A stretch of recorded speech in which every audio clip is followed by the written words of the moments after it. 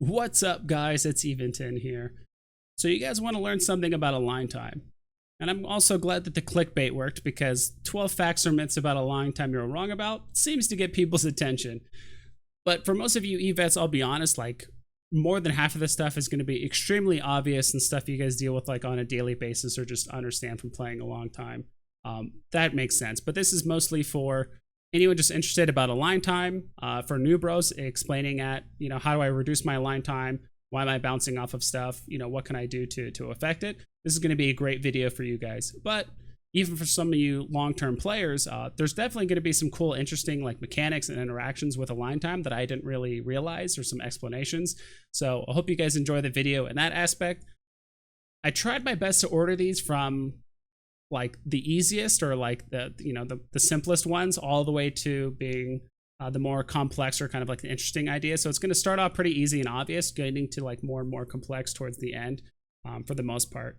And even as I was recording this, I'll be honest, some of these I kind of said them more as statements and a few as questions, and a few of them kind of like a myth busting thing. I wasn't really sure what exactly I wanted to do with the video, but regardless, you guys are going to enjoy it. Sit back, relax, and enjoy the ride.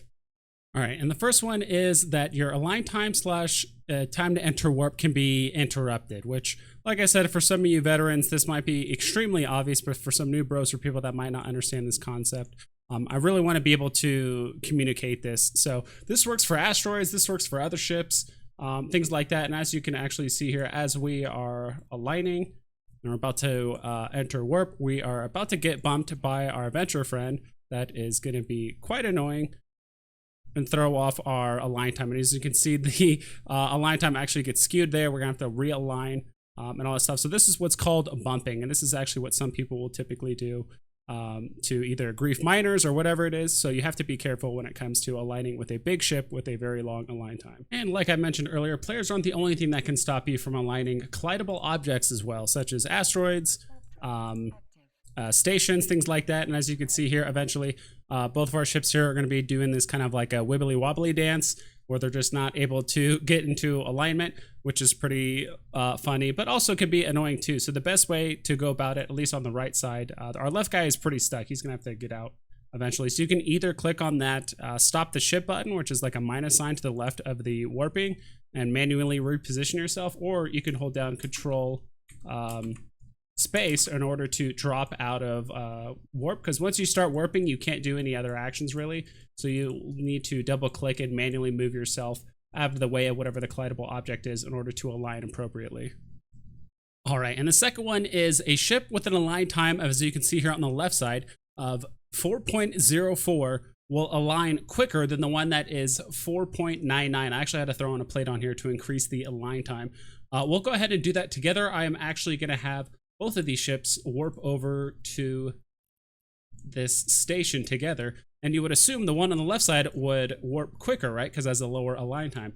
But the way that the CCP servers work is that they always round up to the nearest second when it comes to align time and entering warp. So whether you have an align time of 4.01 or 4.99, it doesn't matter. Your align time is always going to be 5 seconds. The third one is you can cheat your align time by using an afterburner or micro warp drive. And as you can see here, we actually have an orca. They're both looking at just the same orca. This is kind of a 2-for-1. So if you actually turn on your micro warp drive, which usually happens when you simulate the fit, this is assuming you leave your micro warp drive on the whole time. You'll have like a 52-second align time. But if you turn it off, it actually goes down. So the way this works is that a micro warp drive increases your speed. So if we actually show info here, it actually increases your acceleration by over 600%, at least with my skills. So we're actually accelerating faster. So the way to enter warp is you have to be at 75% of your max speed. So our max speed right now with everything off is 75. If we turn this on, and right now we're not moving, but you can see now our max speed is 415 because it actually increases our max speed as well as increases our acceleration. So in order for us to enter warp with our normal speed, we would have to go 56 meters a second. So if we actually go to enter warp here, this should take us 38 seconds or so, but because I'm actually cycling our micro warp drive once, you can see our speed is building up. We're at 62, 75, 80. So we're at 101 meters a second. because our max speed was at 415. But because the micro warp drive turned off, our new max speed became 75 like it was originally. And because that's above 75%, now we're immediately into warp, which is pretty cool. And I realize I just covered a lot of stuff right there, but I'm going to put some links down below of all this information about align time and how it works with the micro warp drive and stuff like that as well.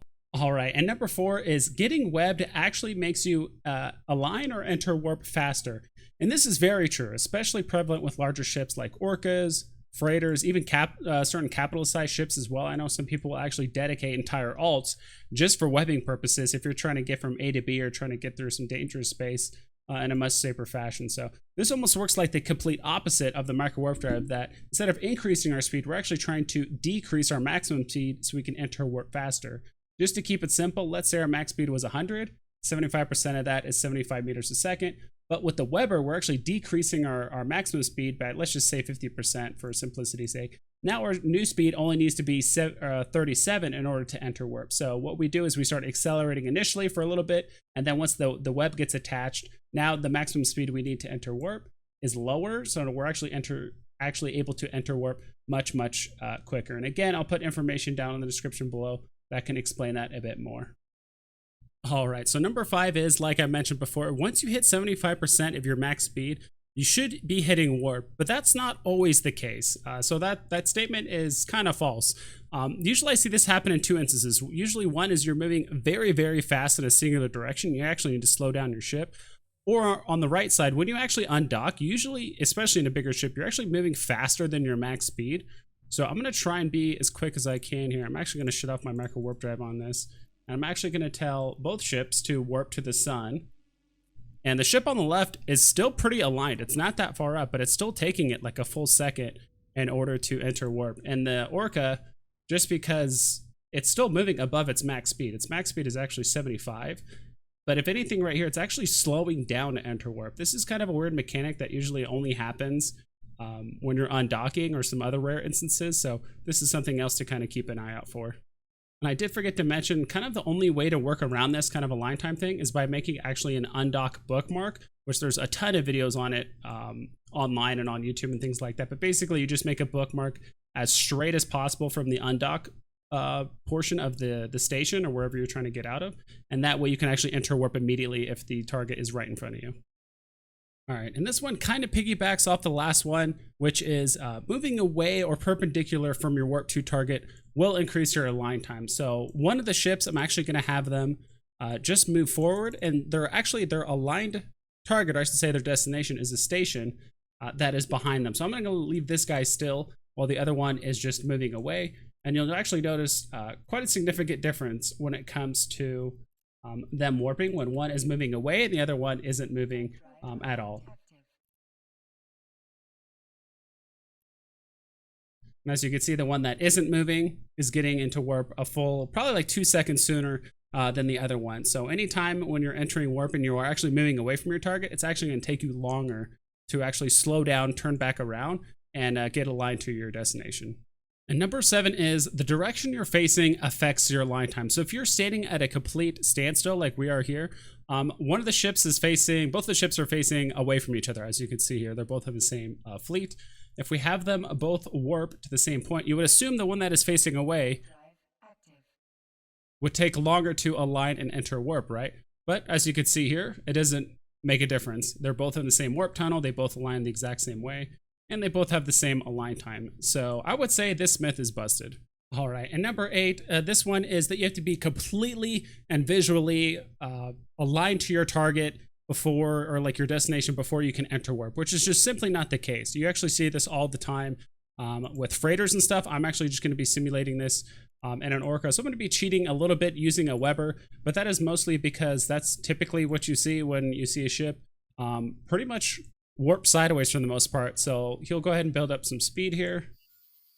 Go ahead and enter that. And so our ship is like warping sideways, as you can see, which is just an interesting sight. And it's even more exaggerated when you see it on a freighter, because the way they visually align takes a very long time. So sometimes, even though something is visually being seen one way, that is not always the case. All right, and number 9, and this is a misconception I still hear pretty frequently, is that if you have a 2-second align time exactly, it's still not a 2-second align time, which I think is pretty funny. So I'll go ahead and pull up the fits for both of these. The one on the left has exactly a 2-second align time, so 2.00. The one on the right has a sub 2-second, 1.88, which would make you think, you know, these should be going at the same time. But for some people, for some reason, some people think that it is not 2 seconds. So as you'll see here, we'll go ahead and enter warp. Both of these ships should be entering warp at the same time and in the same warp bubble, as you can see. Not same bubble, but same kind of like warp tunnel. And you can see that both of them are. If your align time is 2.000111, you know, or something like that, it will be reflected in the simulated fit to show that, because it always rounds up to the nearest 1/100th of a second. So if you have a perfectly 2.0 align time, that's usually because you either have a perfect 2.0 or you have like a 1.999999 align time, and that it'll just round it up to 2, because it always rounds it up to the nearest 1/100th of a second. All right, and number 10, and this is a big one, having a sub 2-second align time makes you impossible to catch. And this one's completely wrong. So this person, I actually just stumbled upon this video not too long ago. His name is Evil. I like it when people make a pun or a play on words with Eve, such as myself. But this is a guy, it is possible to lock a ship that has a sub 2-second align time. It does require usually the assistance of an alt or like another player to like sensor boost you so you can do it immediately. But it's definitely doable. And I'm going to go ahead and put a link down in the description to this guy's video so you guys can check it out yourself. He's killing a lot of ships. He's getting some cool looking implants. But it is definitely possible to get killed in these sub 2-second align time ships. So you just have to be careful, or at least conscious of it. All right, we're getting towards the end here. Number 11, orbiting is better than just standing still, especially when we're talking about asteroids and things like that. I've mainly brought this one up because all the time I hear people say, always orbit your asteroid because it's going to make you harder to get locked on and stuff like that. Personally, I think just straight up align time is much better than trying to just like avoid them through orbiting, and NPC ships aren't that dangerous anyway.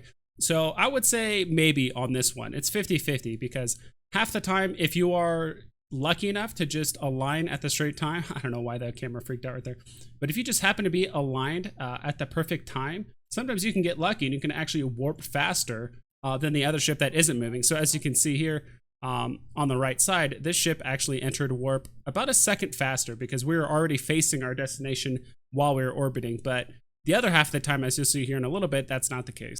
All right, here we are again, except this time we're going to let the ship orbit all the way around and be facing in the opposite direction. And like I said before, this kind of plays off the one that I showed a bit earlier.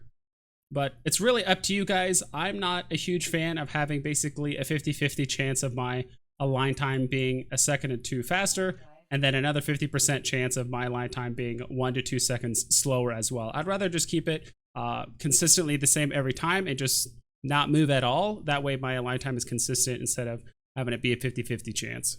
Last but not least, number 12, it is impossible to get a ship at or below 1 second align time. And if you're anything like me, I played with a ton of different ships with trying to get them below 1 second. I just couldn't do it until there is one ship that can pull it off technically. And so that statement is false. The Hecate, the Hecate, whatever the heck you want to call it, I think that's one of the hot takes of EVE Online is how you even pronounce this ship. Is a T3 tactical destroyer for the Galente line of ships. So I'll go ahead and pull up the fits here. So the first fit, the cool thing about these ships is that you can actually kind of change stances between them. So there's a defense mode, a sharpshooter mode, as well as a propulsion mode. So if you see on the right side here, you can actually see the align time is below 1 second. And one of the great things about these kind of ships is that it pretty much makes you impossible to catch from scrams. Doesn't mean you're bubble immune, so you can still get kind of caught that way, but in the sense of no one can actually insta-lock you, this is one of the best ways to avoid it. Of course, you do have to have pretty high skills, maxed out inertia and align time and all that kind of stuff, as well as implants. So this one does require a 3% implant. I'll go ahead and rename them so it's a bit easier for you guys to kind of follow along, which is what I have. The second fit requires a 5% implant, but it doesn't have as expensive low slots, and it even frees up the rig slots too to make you do something else. So at least me personally, I prefer this one with the 5% implant if that's a skill you're able to do. I don't have the skills to even fly this ship, so what I will recommend, there's a great video from StrangeNet of him actually playing around with the sub 1 second align time ship, so I'll put that down in the description as well. So if you guys want to check it out, what it looks like live in game, go ahead and check out that video. And that's pretty much it, guys. I really hope you enjoyed the video. I am actually giving away 2 of the Mahler Scope Syndication skins with this video. I'll be giving them away anywhere between like 24 to 48 hours of this video. I just need 2 things from you down in the comments below. I just need your in-game name and either something you learned, something I missed, or just something you thought was cool about the video that I did, and some of the stuff that I showed you guys today. I would love to get your guys' feedback, or at least some praise or something, whether you're a new bro or you're old salty Evet.